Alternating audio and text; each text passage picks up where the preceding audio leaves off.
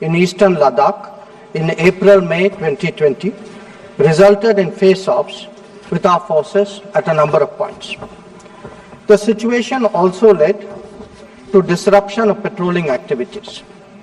It is to the credit of our armed forces that despite logistical challenges and the then prevailing COVID situation, they were able to counter-deploy rapidly and effectively.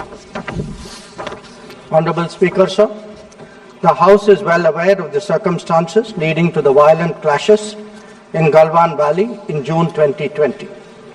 In the months thereafter, we were addressing a situation that had not only seen fatalities for the first time in 45 years, but also a turn of events serious enough for heavy weaponry to be deployed in close proximity to the LAC. While a determined counter-deployment of adequate capability was the government's immediate response, there was also the imperative of a diplomatic effort to diffuse these heightened tensions and restore peace and tranquility. Honorable Speaker, sir, the contemporary phase of our ties with China dates back to 1988, when there was a clear understanding that the Sino-Indian boundary question will be settled through peaceful and friendly consultations. In 1991, the two sides agreed to maintain peace and tranquility in the areas along the LAC, pending a final settlement of the boundary question. Thereafter, in 1993, an agreement was reached on the maintenance of peace and tranquility. Subsequently, in 1996, India and China agreed on confidence-building measures in the military field. In 2003, we finalized a declaration of principles of our relations and comprehensive cooperation, which included the appointment of special representatives. In 2005, a protocol was formulated on modalities for the implementation of confidence-building measures along the LAC. At the same time, the political parameters and guiding principles for the settlement of the boundary question was agreed to. In 2012, a working mechanism for consultation and coordination, WMCC, was established, and a year later, we reached an understanding on border defense cooperation as well. Speaker, sir, the purpose of my recalling these agreements is to underline the elaborate nature of our shared efforts to ensure peace and tranquility, and to emphasize the seriousness of what its unprecedented disruption in 2020 implied for our overall relationship. The situation arising after our counter-deployment in 2020 called for multiple sets of responses. The immediate priority was to ensure disengagement from friction points so that there would be no further untoward incidents or clashes. This, sir, has been fully achieved, as I will explain. The next priority will be to consider de-escalation that would address the massing of troops along the LAC with associated accompaniments. It is also evident that the management of border areas will require further attention in the light of our recent experiences. In all of this, we were and we remain very clear that the three key principles must be observed in all circumstances. One, both sides should strictly respect and observe the LAC. Two, neither side should attempt to unilaterally alter the status quo. And three, agreements and understandings reached in the past must be fully abided by in their entirety. Honorable members would appreciate that as a result of the sustained tension and specific developments in the border areas, our overall relationship with China was bound to be impacted adversely.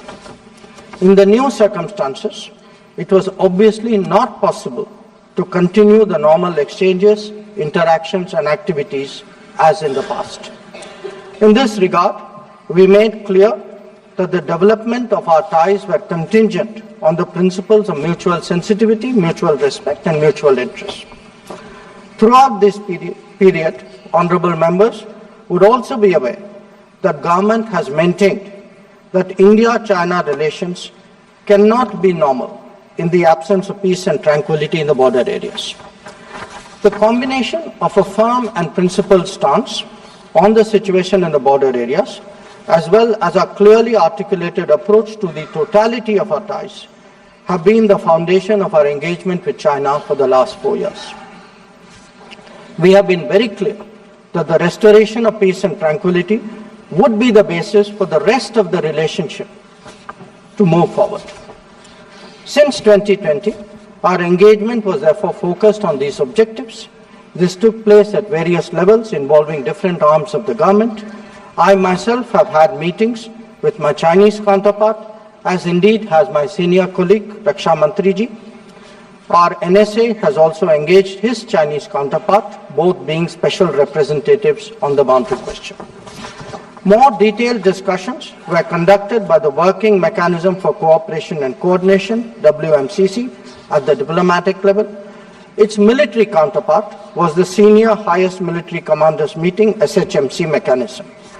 The interactions were naturally very tightly coordinated with a combined presence in the negotiations of both diplomatic and military officials. Since June 2020, 17 meetings of the WMCC and 21 rounds of SHMC have taken place.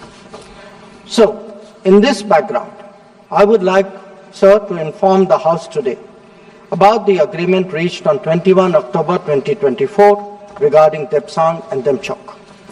The twin considerations of an unstable local situation and an impacted bilateral relationship were clearly the drivers for these recent endeavors. These two areas have been the focus of our discussions in both WMCC and SHMC with the Chinese side since September 2022, when the last disengagement agreement was concluded at Hot Springs area. In the lead up to the October 21 agreement, I had discussed both the specific disengagement issue as well as the larger relationship with my Chinese counterpart in Astana on 4 July and Vientiane on 25 July. Our national security advisors, ours and the Chinese, met in St. Petersburg on 12 September, and the problem in these two areas pertained primarily to obstructions of our long-standing patrolling activity. In Demchok, there was also the question of access by our nomadic population to traditional grazing grounds as well to sites of significance to the local people. As a result of this recent understanding, arrived at after intensive negotiations, resumption of patrolling to the traditional areas is underway. It was initially tested by sending out patrols for verification of disengagement on the ground and is being followed up by regular activities as per the agreed understanding.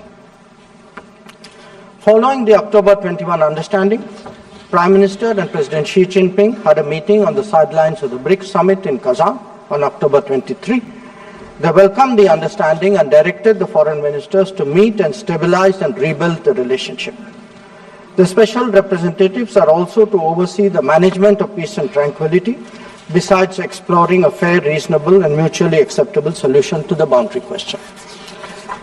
In pursuance of that, I recently held discussions with Foreign Minister Wang Yi again on the sidelines of the G20 summit in Rio de Janeiro on November 18th. Raksha Mantriji has also met the Chinese Defense Minister Dong Jun at the ASEAN Defense Minister ADMM Plus meeting in Vientiane on November 20. The two ministers discussed progress on the recent agreement on disengagement, the need to address de-escalation, and the requirement of strengthening confidence-building measures. They agreed on the importance of continuing meetings and consultations at various levels. So, the House will remember that on October 21, the October 21 agreement is the latest in the series of an understanding in regard to the resolution of the situation at various friction points in eastern Ladakh. In the aftermath of the events in May-June 2020 and the initial disengagement in Galwan Valley in July 2020, there was a foreign ministers meeting in Moscow in 10 September 2020. The government's position at that time was that the immediate task was to ensure comprehensive disengagement of troops in all the friction areas. It was emphasized that the large concentration of troops along the LAC was not in accordance with the 1993 and 1996 agreements. The Indian side, it was made clear, would not countenance any attempts to change the status quo unilaterally. We also expected that all agreements and protocols pertaining to the management of the border areas would be scrupulously followed. Sir, through you, I would like to inform the House that disengagement has been achieved in full in eastern Ladakh through a step-by-step process, culminating in Depsang and Demchok. With the task of disengagement completed, it is now our expectation that discussions would commence with regard to the remaining issues that we have placed on the agenda. For the benefit of honourable members, I would also flag to your attention previous positions articulated by the government in Parliament on this issue. On 15th of September 2020, Raksha Mantri ji had made a detailed statement on Chinese attempts to transgress the LAC and the appropriate response given by our armed forces. On the 11th of February 2021, Raksha Mantri had again briefed the House about our disengagement agreement in the north and south banks of the Pangong Lake. Thereafter, in August of 2021, a third phase of disengagement took place in the area of Goga, whereby troops would henceforth be in their respective bases. The next step took place in September 2022 pertaining to the Hot Springs area. Again, forward deployments ceased in a phased, coordinated and verified manner, resulting in the return of troops to their respective areas. The most recent agreement, the October 20, completes the first phase of what we had agreed to in Moscow in September 2020. As members are aware, there is a long history of frictions, transgressions and face-offs in several sectors of the India-China border. This goes back to Barahoti from 1954, to Longju in 1959, to Sumdurongchu from 1986-1995, and Depsang in 2013, amongst others. In the past, earlier governments have agreed to a range of steps to diffuse situations that have arisen at different times, including offers on our side to create demilitarized zones, limited non-patrolling zones, relocation or withdrawal of posts, disengagement of troops, and dismantlement of structures. Different locations have seen different solutions being examined. Where the October 21 understanding is concerned, our objective has been to ensure patrolling as in the past to the relevant patrolling points, as well as resumption of grazing by our civilians as per long-standing practice. This is indeed what we have agreed upon in regard to Depsang and Demchok. In a few other places where friction occurred in 2020, steps of a temporary and limited nature were worked out based on local conditions to obviate the possibility of further friction. This, I must stress, applies to both sides and can be revisited as the situation demands. In that sense, our stance has been resolute and firm and serves our national interests fully. The ensuring of our national security in this manner is the result of cumulative and coordinated endeavors of many parts of the government, obviously centered around our defense and security forces. The competence and professionalism of our services in this period was displayed in our speedy and effective counter-deployment. In the negotiations with China, the defense and diplomatic arms worked in lockstep to ensure that our national interests were comprehensively met. So, in that context, the House would also recognize that there has been a significant improvement in the border infrastructure, which has made such effective counter-deployment possible. This is reflected, amongst others, in the increase of border infrastructure allocations in the last decade. The Border Roads Organization, BRO, alone has incurred 3 times the expenditure level of what it was a decade ago. Whether it is the length of the road networks, of the bridges, or the number of tunnels, there has been a substantial increase over the earlier period. Notable milestones in recent years include the Atal Tunnel to Lahul Spiti, the Sela and the Nechifu tunnels to Tawang, the Umlingla Pass Road in southern Ladakh, and the extended opening of the Zojila axis. Work is progressing on some strategically important roads and airfields in Ladakh. The adoption of new technologies in high altitude, remote, inaccessible and permafrost areas has also been significant. All of this reflects the government's firm commitment to protecting our borders and ensuring that our armed forces get the facilities and the logistical support that they deserve. Finally, sir, let me share with honorable members our expectation regarding the direction of our ties with China in the near future. Our relationship had progressed in many domains, but was obviously negatively affected by recent events. We are clear that the maintenance of peace and tranquility in border areas is a prerequisite for the development of our ties. In the coming days, we will be discussing both de-escalation as well as effective management of our activities in the border areas. The conclusion of the disengagement phase now allows us to consider other aspects of our bilateral engagement in a calibrated manner, keeping our national security interests first and foremost. In my recent meeting with Foreign Minister Wang Yi, we reached an understanding that the special representatives and the Foreign Secretary level mechanisms will be convening soon. I thank you, sir, and the honourable members for their attention, and I am confident that the government has the full support in addressing the complexities of this economy.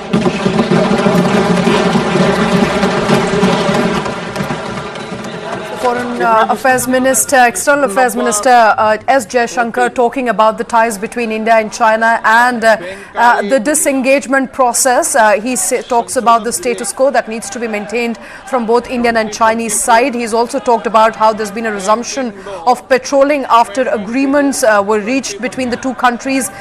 He also talks about holding larger talks with Chinese finance minister and strenuously says that without peace at the border, talks between two countries cannot move forward. There have been at least 20 meetings held between India and China, and the recent developments of course show that the ties between the two countries are headed in the right direction. This is as far as the disengagement process is concerned, as Jaishankar speaking in Rajya Sabha there and talking about speaking in Lok Sabha, I beg your pardon, and talking about India-China disengagement, which he says happened on a multi-phases to resolve border issues. Finance Minister Nirmala Sitharaman is speaking. Let's quickly cut it. Acquisition and Transfer of Undertakings Act 1980 be taken into consideration.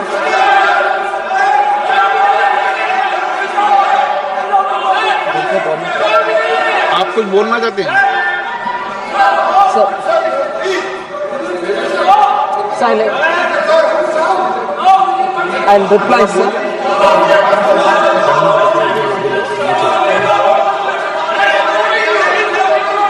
एक minute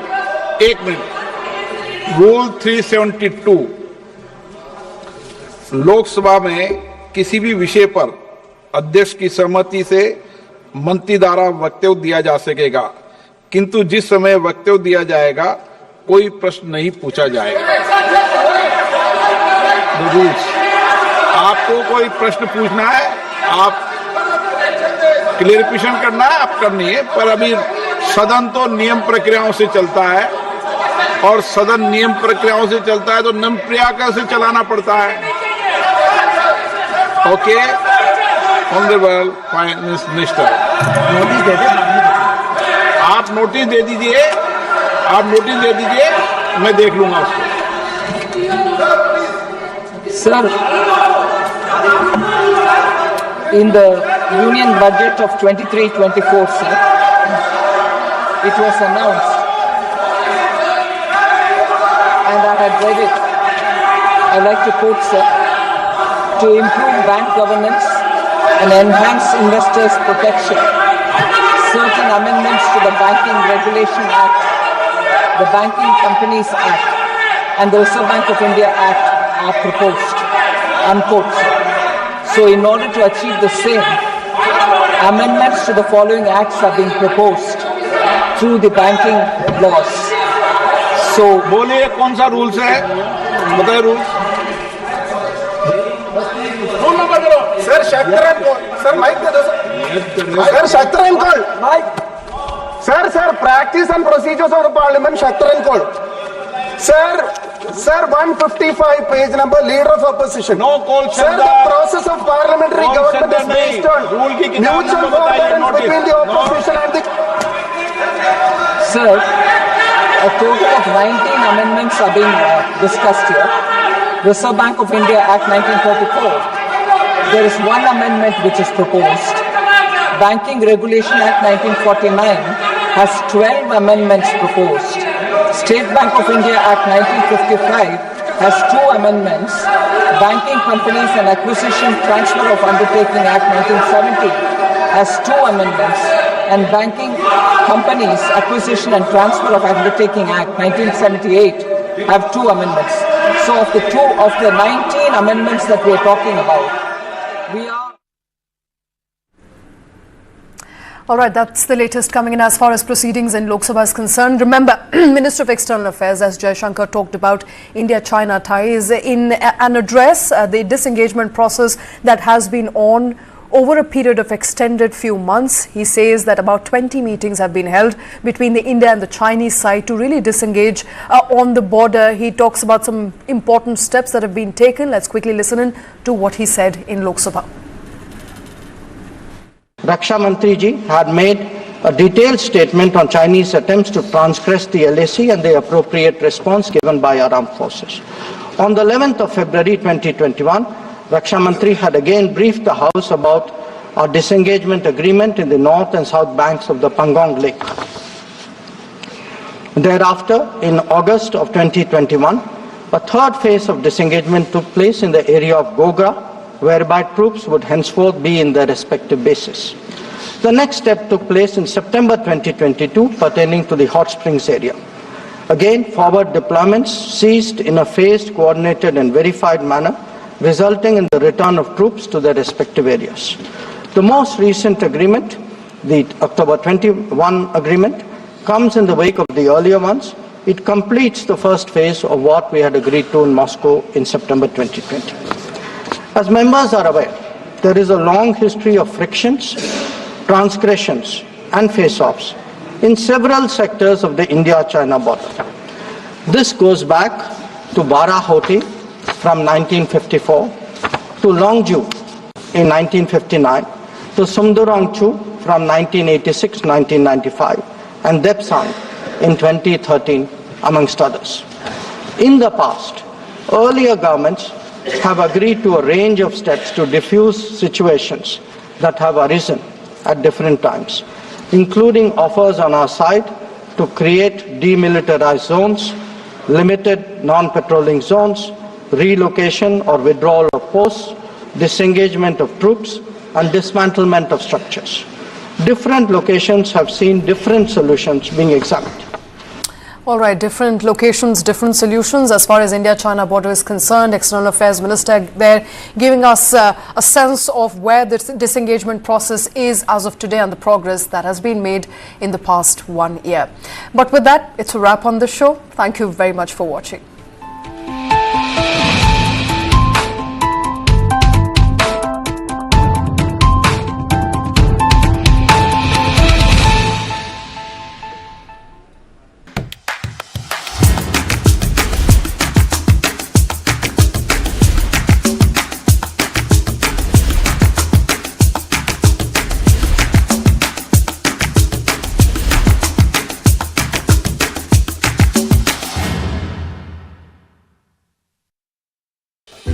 If it's a cancer, then what? It's very distressing.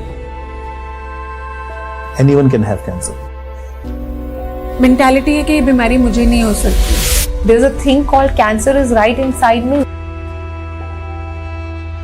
सबसे पहले जो होता है ना, डर जो होता है कि now at the end of the world. My life went upside down. Stigma associated with it, which is very scary. In our country, more than 14 lakh people get diagnosed with cancer every year. Out of that, more than 9 lakhs die every year because of cancer.